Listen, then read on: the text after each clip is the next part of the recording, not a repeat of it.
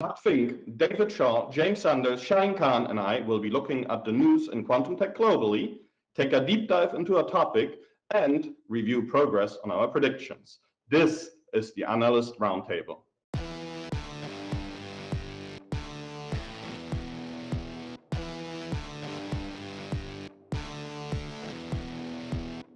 I'm James Sanders with 451 Research, which is part of S&P Global Market Intelligence. I'm Shahin Khan with OrionX.net. I'm David Shaw with Fact-Based Insight.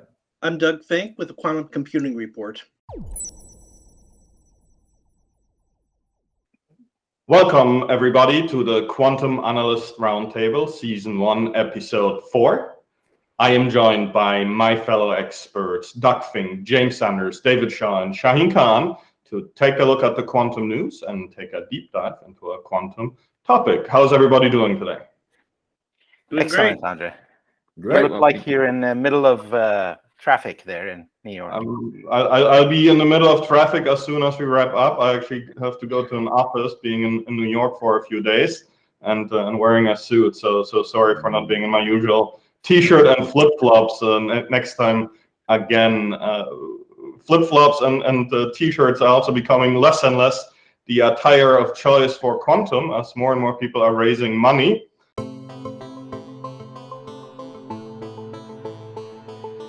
Since we last spoke, Tencent made an investment into Horizon Quantum Computing. Terra Quantum Computing in Switzerland announced an additional one-up on their already existing $60 million round. There was an acquisition by Quantum Machines of QDevil. Not sure what the amount of that was. We had Quantum Nations, our friend Christophe, dip into photonics with Pixel Photonics. There was obviously a big spin out or new creation that we'll talk about a little bit later. I know Doug is itching to comment on it.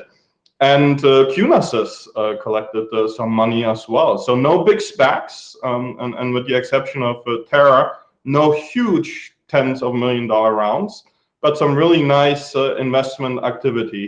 Who wants to kick us off with a comment or observation on what's going on in the investment side of quantum tech? I thought the Sandbox, the acquisition was starting again. I thought the Sandbox AQ launch was very interesting because it brings together two very hot areas of technology, of course, AI and quantum. And I don't think that was a surprise to anyone so much that something come out of Google might combine those two elements. But I think what is the nature of the quantum focus. We're very used to a conventional narrative now around quantum algorithms, and sometimes it's NISQ algorithms, sometimes it's algorithms for larger machines. But the Sandbox IQ focus is really quite different. It's focusing on quantum safe and post-quantum cryptographic opportunities in the first instance, and also in opportunities around quantum sensors. And I thought it's a very exciting opportunity, and I think it was very interesting that it's differentiated in that way. Yeah, one thing was interesting. Several things were interesting about it. As David said, their first focus is going to be on helping enterprises become quantum safe or quantum resistant. I think that's going to be a big area of the next few years. In fact, I believe that enterprises are actually going to, between now and 2030, I think they're actually going to be spending more money on implementing quantum safe protocols than they are actually on developing new quantum applications. And it's really the old story of investing in defense first before you invest in offense. And as we've talked before, there is a threat right now of harvest now, decrypt later. So there's even jeopardies today where this could be a real thing. And I think CIOs are going to be a little bit conservative. They want to play it safe. And with all this noise about cybersecurity, I think they're going to be investing a lot of money in this area. Particularly, I still believe within the next few days, NIST will be announcing their round 3 finalists of the selection. I think that's going to be the kickoff of a big effort for enterprise to become quantum safe. And what Sandbox AQ has developed is some type of AI program that can help you figure out where you need to upgrade. If any of you have been through Y2K 20 years ago, it was a massive effort. And part of the problem is you have to go through code that might be 20 years old to figure out where someone has stuck these algorithms. And the person who originally developed it is probably retired by now. So they have a program that will sniff out your network somehow and figure out where those areas are and what you need to upgrade. The other thing about Sandbox AQ that I thought that was interesting was that they did announce a fairly large board of advisors. And if you look at the makeup of people on that team, it wasn't the typical university physics professors or people with a large background in quantum, but it was people like Mark Benioff, who was the founder of Salesforce, who has a lot of expertise and certainly a lot of contacts in the enterprise market and working with CIOs to develop enterprise applications, as well as a lot of people with a lot of government and military contacts too, who will also be heavily involved in this quantum resistant upgrade. So I think it actually could be a smart play. I think there's going to be a lot of money there, and they could be quite successful in that effort. A couple of comments on this. To me, this is sort of the unquantum market, because it's really not about quantum, but about avoiding quantum. And therefore, it is highly traditional cybersecurity market. And it's part of a trend I see towards data vaults and identifying what data you have that has long-term value, because that's really where this harvest now, decrypt later comes in. Relevant to this, and changing the subject a little bit towards NIST and the quantum safe algorithms, as you know, there were 6 of them that were candidates. One of them happened to actually fail. They're going to have to go and refurbish that. In the meantime, IBM announced their latest mainframe, the S390Z16, and built it as the first post-quantum safe technology, because they took one of the candidate algorithms and embedded that, and perhaps they can do later. Also a really, really beautiful machine from a technology and semiconductor all the way up perspective, but the quantum safe aspect was a little bit sounded like jumping the gun. And I'll be publishing about not Y2K, but Y2Q very soon. I also in our conversation here sense a little bit a shift away from quantum computing to AI with quantum and security with quantum. Is that a shift in the market? Oh, I think it's a search for what's real and what's going to pay the bills now. And while we're all waiting for actual quantum computing applications to become sufficiently real, and I think that's a project that is not going to happen until it does, there are other markets that are emerging that are real now, and let's pursue them. And I think what the ones you mentioned are in that category. One aspect of this that I'm not sure I do agree with the sentiment more widely. I think there's a sense in which you can see the market for, if you like, genuine quantum expertise and quantum applications diverging or being in parallel with the expertise in post-quantum maths-based cryptography. And yes, these are separate disciplines at the moment. But I guess there's 2 connections in my mind. One is the underlying skill set of a highly mathematical approach to coding and algorithms design is a commonality. And when people have tried to look further than the traditional divide, it seems to me that they do start to come up with opportunities for algorithms that are actually playing off both sets of expertise. And the great example that sits there at the moment in that is publicly certified quantum random numbers. That more advanced form of random number certification, where you use PQC techniques to be part of your protocol for what is then a quantum algorithm. And for me, that's a hint that could be a very rich vein of activity to focus on. And I wonder whether we'll see players that try to exploit that opportunity. And Sandbox AQ may be very well positioned for that. I think that's a great point, and you're absolutely right. From a key generation point of view, quantum could very well be part of the solution to post-quantum cryptography. Well, yeah, the two will go together. I mean, or they could also be used separately too. There are a lot of people who are offering quantum random number generators to use with classical cryptography today. So you don't, it's not required to couple those, but it's nice to do so. I think it's a good idea to celebrate the widening of the quantum umbrella, and not just in a we're out looking for revenue sort of way. There's a lot of, let's say, short-term bets or near-term bets like quantum sensing or post-quantum encryption that have a better chance of converting to revenue in the next couple of years, while we're still waiting on software applications of quantum computers to really be developed, and that still requires much more advancement in the hardware than we have today. The problem with this is that for all of the efforts that are pretty straightforward in trying to really do new things with this technology, and kind of going back to Doug's point about Y2K, there's going to be a lot of people out there who are really seriously trying to help enterprises deal with the quantum future. There's also going to be people out there selling Y2K compliant flashlights, and the drop off in utility of some of these things is going to become, let's say, increasingly evident. If there's a buyer, there's a seller. Two other observations for investment news is that I'm often critical of seed stage and early stage activity in quantum as we go forward, but there have been a handful of smaller deals. So new projects are still getting funded. The Quantonation is now present in all modalities with their investment in Pixel Photonics.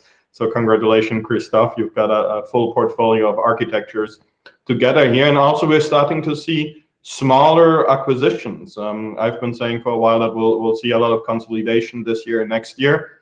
Surprisingly, it's not yet being driven by IonQ, Continuum, D-Wave, and some of these others, but Quantum Machines, QNASys, and smaller companies acquiring, acqui-hiring smaller teams, and that is great to see. Maybe moving on to some product or tech news, I picked out two announcements from the last 4 weeks, mentioning Continuum, but especially our Honeywell friends in that group. They announced a new quantum volume of 4,096 at really impressive gate speeds and fidelities. It didn't get that much attention in the media or online, was my impression, but a really impressive feat when you look at the technical paper behind it and in my assessment. How do you all feel about that? Well, I think you have to look at the quantum chip that they have. They have a chip that they've had for at least a year now. They call it the H1-2. It has 12 qubits. And the previous record of 2048, they used 11 of those qubits, and it was basically a circuit that I call 11 by 11, 11 qubits, 11 gate levels deep.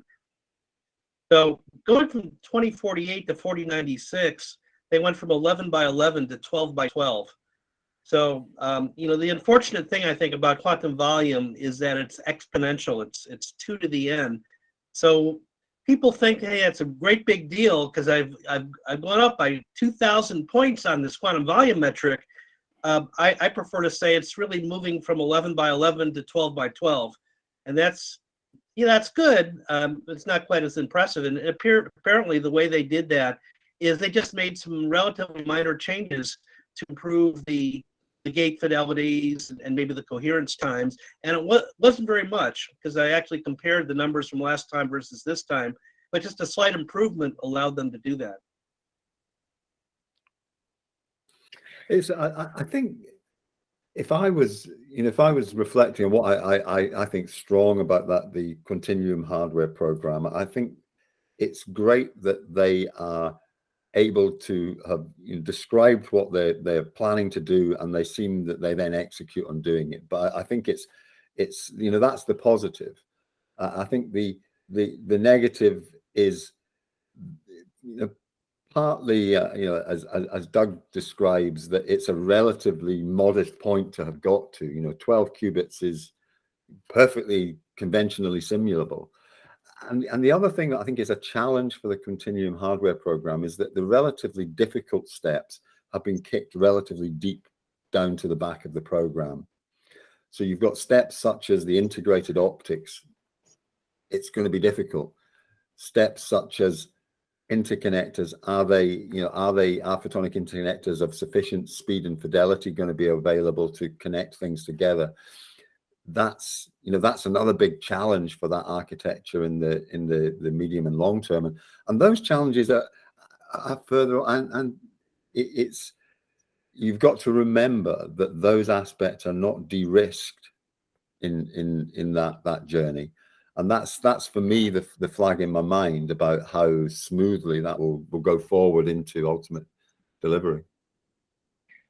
To Andre's point, I think this didn't get that much media attention because this is more iterative than transformative.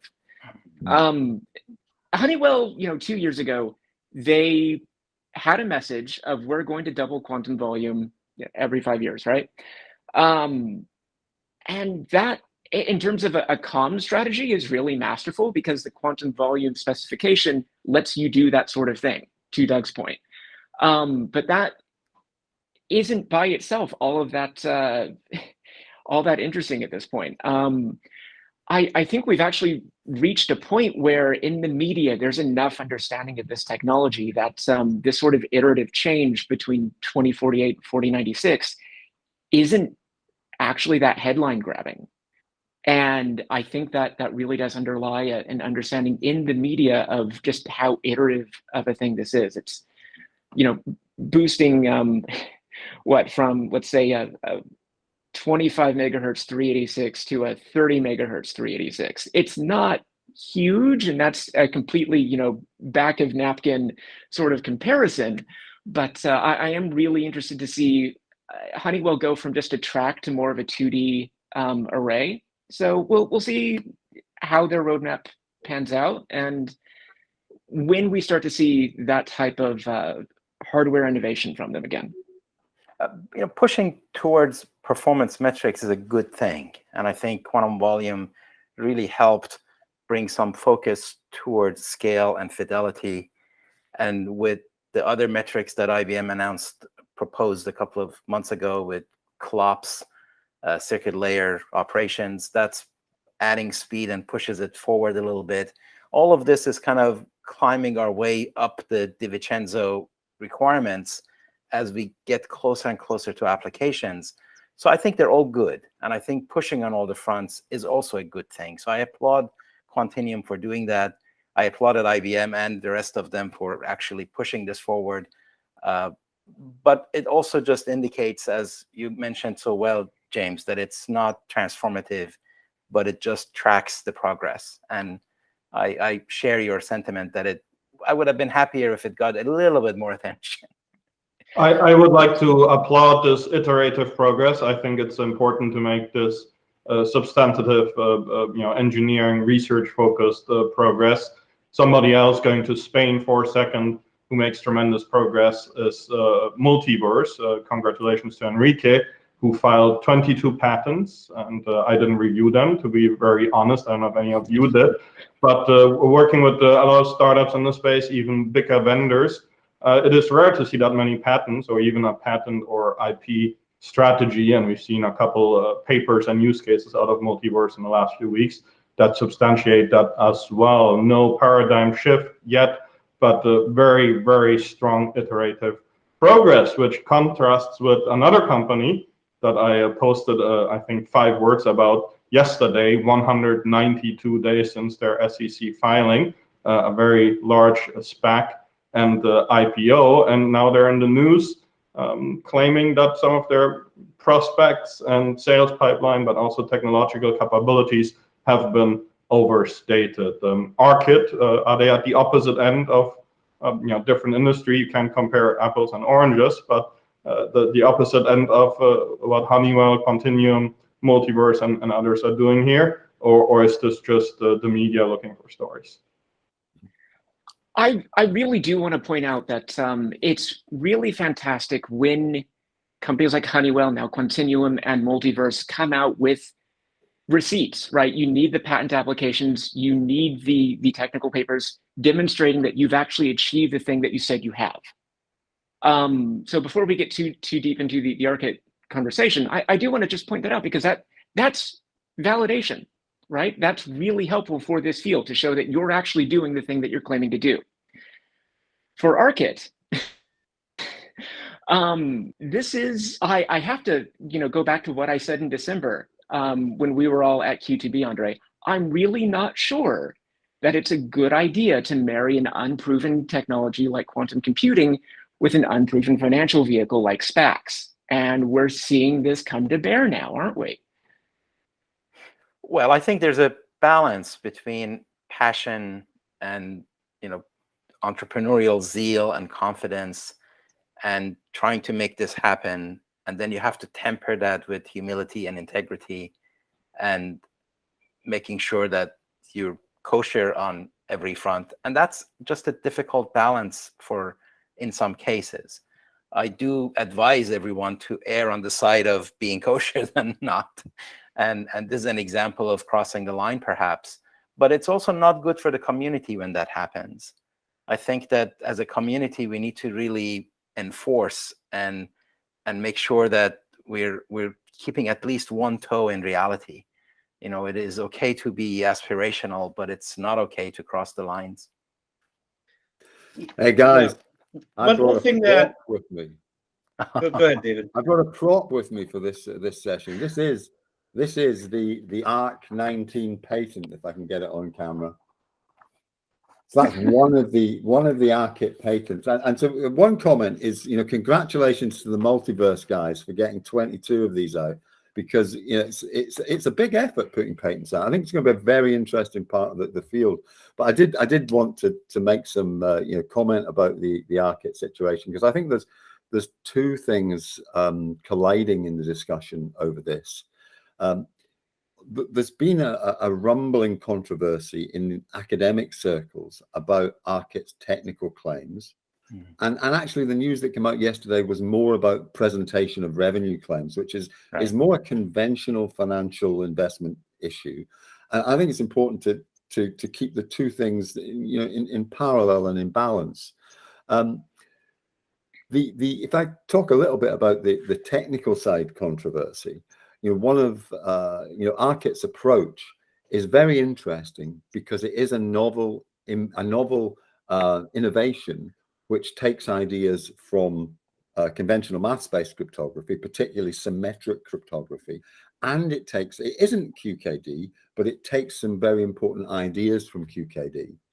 And on the one hand, I think the disagreement between, if you like, the conventional quantum crypto community and Archit is heavily geared around use of language. And the traditional QKD community, the traditional quantum crypto community, it means something very specific and very strong when it talks about, oh, this is an untrusted node. It's a very prominent concept in what's different and a key advantage for quantum crypto, and people rightly point to it as a central thing. Archit has an interesting variation on that, which is a variation. It's not really the same thing, but it's an interesting innovation, and so I think there's been a technical falling out over that, which I sense is to do with language.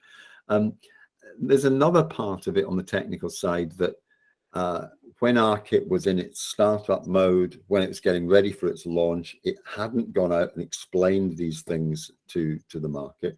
It was buried in papers like this, which is not very digestible. It's really quite hard work to go through it. And so I think people were saying, well, look, no one's ever done a security proof. No one's shown us and proven to us that this works. And I think that's a fair criticism that I think Archit still needs to stand up and respond to. And I think, and to be honest, having interacted with some of the guys at Archit, they're very competent classical cryptographers, very impressive guys. And I perceive that they potentially can stand up to that challenge and should. I think then if I, take the controversy that's then blown up in the papers over the last couple of days, I do see it as a classic case of the type of discussion that goes on around investments. I think it's very interesting the point Andre was making earlier about the wider role of these advisory boards, and particularly that you see we're seeing places, it's like Sandbox, AQ as an example. We see lots of representatives of the demand side in these advisory boards, which is quite right, and you see that again in the Archit setup, and I think it's the case when this type of discussion comes out around can revenue expectations be stood up. You want those people in the advisory boards, advisory positions, because you want them to stand up now in situations like this and help you make the case. And so how this will play out, I think it depends on now Archit taking it back to the market. Can Archit stand up its technical claims? It's got some good people that can try to do that.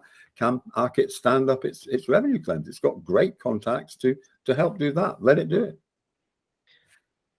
One thing I would point out is similar to what I was saying a few minutes ago. CIOs are pretty conservative, and when they look at these types of new technologies, they really prefer open source, multi-sourced,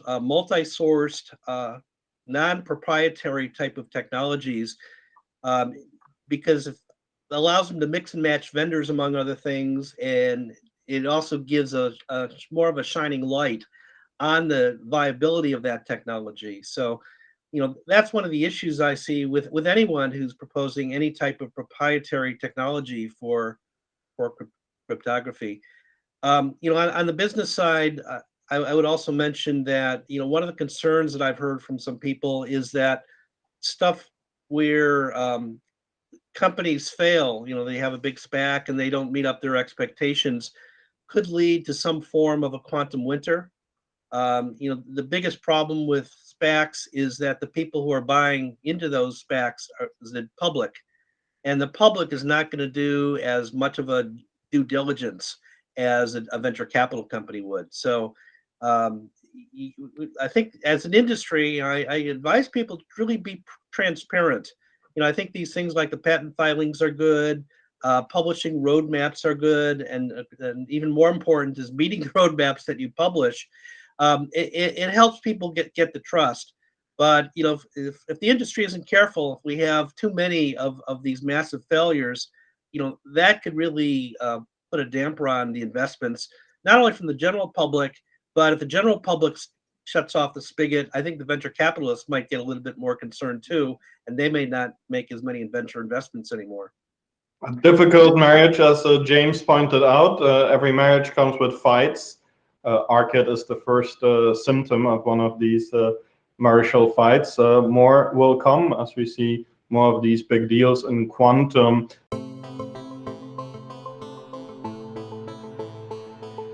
In our deep dive, we wanted to focus a little bit on markets beyond North America and Europe that we usually talk about. On the news front, a few interesting announcements there as well that I had picked out. Fujitsu came out with its first really integrated cloud offering, from simulation over annealing to gate-based quantum, with libraries, communities, and so forth. An impressive offering. Japan expressed the desire to get up to 10 million users of quantum technologies by the year 2030. And of course, China, always a little difficult to get news out of there, but the new approaches to quantum architecture, at least this time with the helium gas, that have some interesting promise and properties. As the data guy, looking at the international scene from an investment point of view, US is by far the largest recipient of investment dollars, followed by Canada and the UK.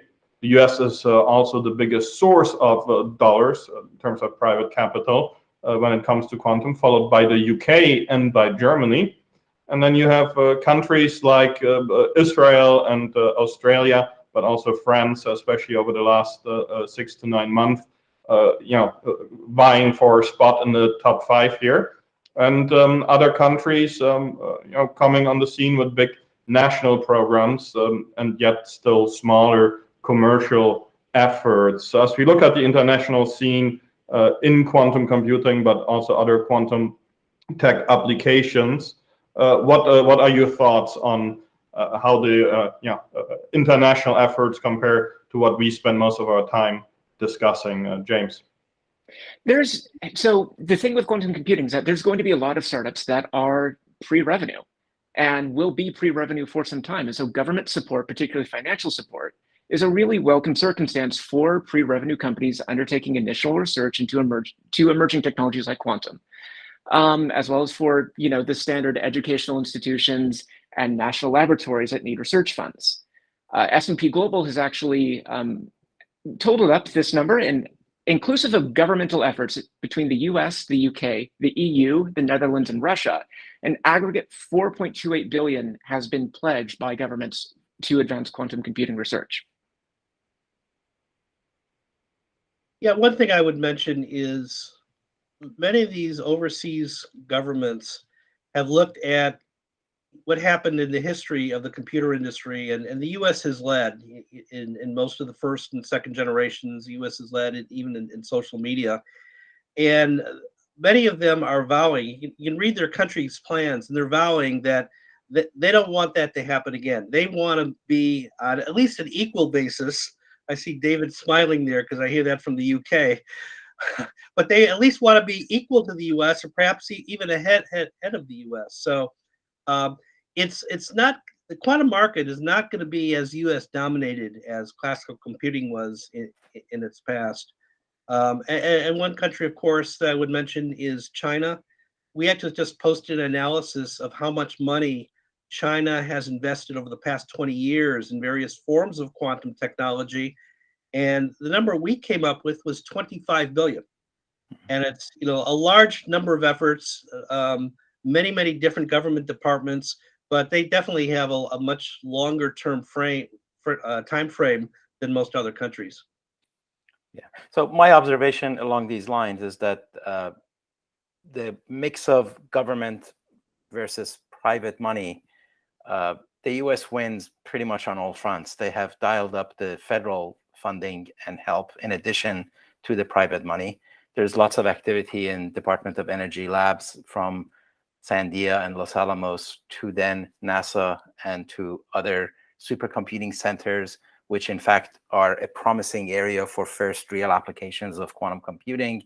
We see some of that in Europe. For example, the Jülich supercomputing center in Germany installed a 5,000 qubit D-Wave earlier this year in January. And they are funded at least to the tune of something like 10 million euros from multiple sources and perhaps more. There are lots of papers coming out of China, academic papers, and that's indicative of what probably is more of a government-focused funding strategy. They have demonstrated photonic supercomputers with some kind of supremacy advantage that I think they talked about. Also superconducting. They've done some quantum communication benchmarks or demos that have made it to the news. And of course, the government continues to be really strong there. You mentioned Canada, André, and I continue to be impressed with Canada punching above its weight in a lot of these advanced topics, AI, as well as quantum computing, as well as, augmented reality, etc. So that's really cool to see. And EU, as you mentioned, I've seen more crop up in Wales and Netherlands and France and Germany and Switzerland. Some of the basic research they are absolutely the best at. Of course, Europe is also really visible now in the semiconductor business with ASML and Carl Zeiss providing two of the almost monopolistic technologies for advanced semiconductors. And then finally, India, and I'll stop there. They are doing a lot more. They talked about building a 25 qubit system just a few days ago through a collaboration with an Oxford spinoff that is in Finland and another US-based company that is also in India. So you got like 3 or 4 countries going, but they're coming in a big way as well. So like Doug was saying, everybody's seen the movie before. All these governments look at the past 100 years and they regret having given up on these technologies. So they want to see it at the table, and they're going to want to push it.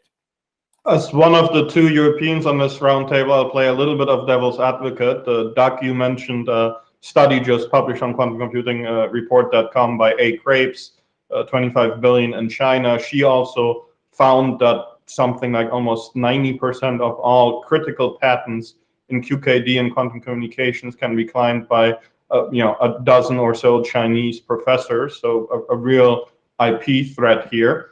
If you actually look at some of the European countries, and I'll focus on my home country, Germany, the tally of federal money spent exceeds the US tally by a factor of 3.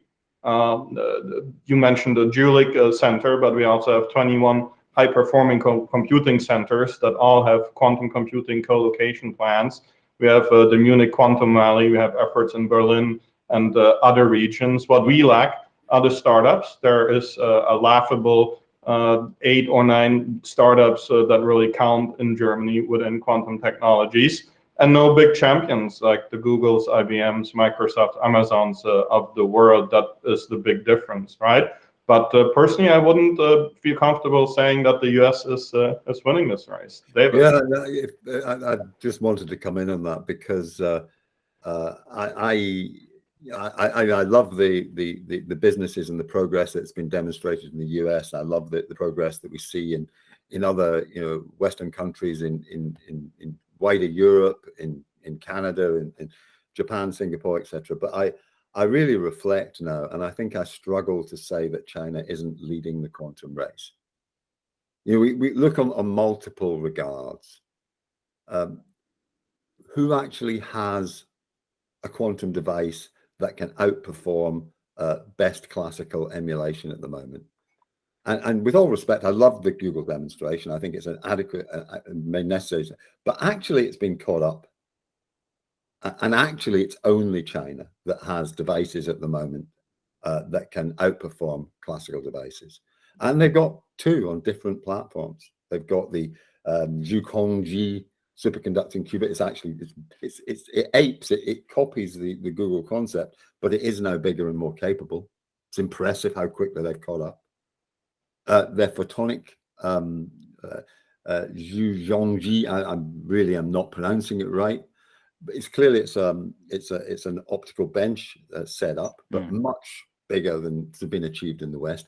And Chongyu Liu, the professor who's a co-professor with Zhangwei Pang at Highway at USTC, he was speaking at Quantum Computer Theory in Practice last week and was talking about their plans, described the experiment, but also confirmed that they are now looking at taking that onto an integrated photonics platform.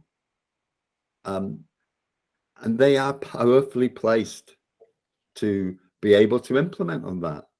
Listen to what Jeremy O'Brien's been saying. He's been saying, oh, it's, you need big fab tech to be able to do this, etc. You want to, and China's been building up its fabrication capability for the last 7 years at least. But you also don't need the latest and greatest 5 nanometer, 3 nanometer technology to do some of these things. That's one of the advantages of quantum computing, is that a few generations behind in terms of semiconductor technology might just be okay. The other big play, of course, China has is quantum networks, and everyone else has a small scale, relatively short range demonstrations. China has thousands of kilometers of network experience and has got satellite demonstrations. It's leading on these issues. Right. Yeah. One thing I would say, though, is that success in the quantum world ultimately is not only going to revolve around your raw technology and your ability to fabricate chips. You need to put together a whole ecosystem, including software, including libraries, including close coupling to the classical computers, including cloud access, including user communities, those types of things. And companies like IBM have actually been emphasizing that. And I still believe that the U.S. is ahead in those aspects, which are, I think, important for commercializing the technologies. If you look at who the biggest cloud providers are, it's AWS and it's Microsoft Azure, and maybe IBM Cloud, Google Cloud, Oracle Cloud. There's really no really large cloud supplier in Europe. China does have Baidu, but the US is still dominating cloud computing, and I think that will help the US in still maintaining some elements of leadership in quantum in terms of taking the technology and bringing it to the market. If the real breakthrough applications happen in the cloud rather than on-premise devices, and to wrap up here in the next couple of minutes, I often feel like quantum computing especially is a winner-take-all game, and not a winner-take-all game take the world over, but within the niches of different modalities having different strengths and different use cases and different markets, I feel like it might come down to a handful of winners that will take the entire market. James, you raised your hand. How do you feel about this problematic, especially in a geopolitical and international context? So just backing up to something that David had said, I think there's a lot of this that's not being done in public at the moment, and I would strongly anticipate a major commercial announcement about quantum networking this year. In terms of geopolitics, this is, of course, a sticky situation, and one that I'm a little bit limited in how I can comment on.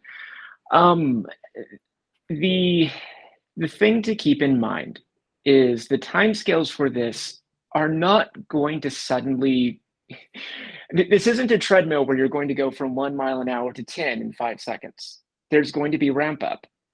And I think you will see some verticalization happen in terms of, you'll have, 1 qubit architecture that is perhaps better for one particular use case than another.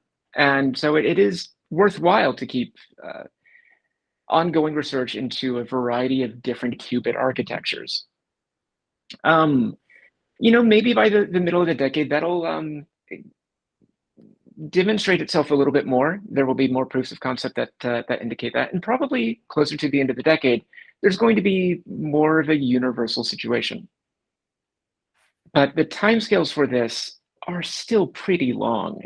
And I'm always one to advocate caution. I would really not panic about this situation.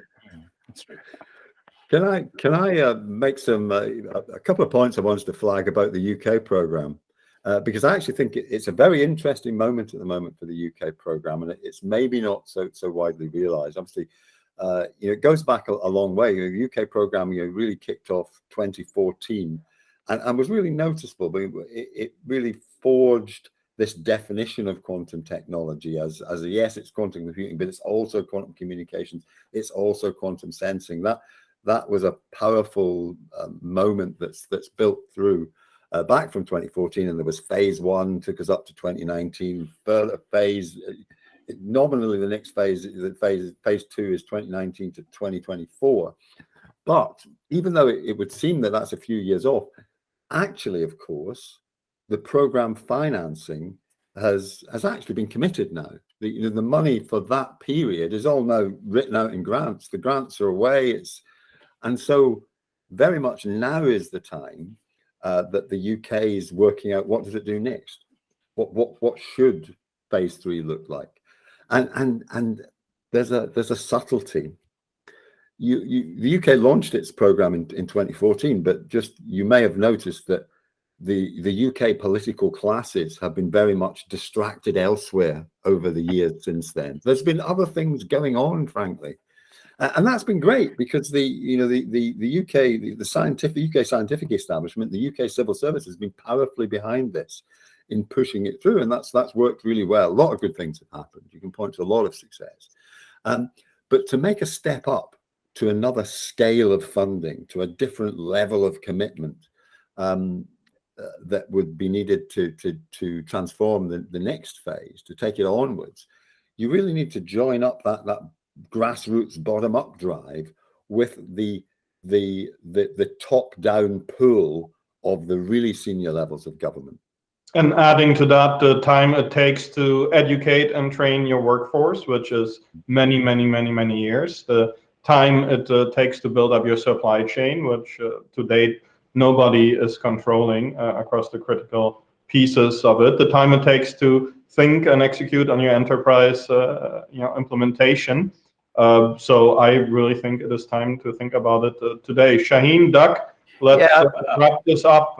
60 seconds. And all right, as a way of wrapping up, we can't talk about international without talking about One Quantum that you've been leading.